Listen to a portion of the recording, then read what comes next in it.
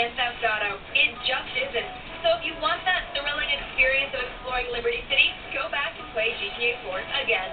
Meanwhile, Saints Row 2 is a moderately good sequel to a halfway decent GTA clone. You're wasting your time. Yeah, that's about as effusive as our praise can get. If you don't recall, the lead character from Part 1 was blown up in the game's final cutscene. But now you've returned, and you can actually customize your character, thanks to reconstructive surgery and a little thing we like to call suspension of disbelief.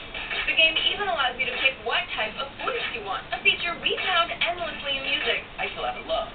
Keep it real, man. It's been way too long since I shot someone. Once you escape from prison, it's time to recruit new members for your gang and take back the city. The game controls and looks much like your standard sandbox game, but unfortunately they've chosen to zoom the view in too much.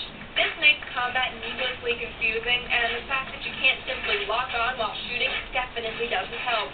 But Saints Row 2 does have a positive side, namely the vast amount of things to see and do. Go to the music store, pilot a helicopter, ride a jet ski, start a fight club. There's really no limit to the diversions offered in this game.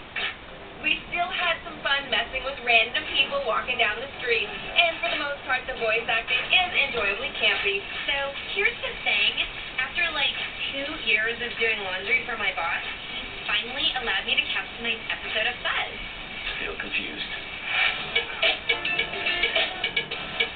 Multiplayer has also gotten a fun boost.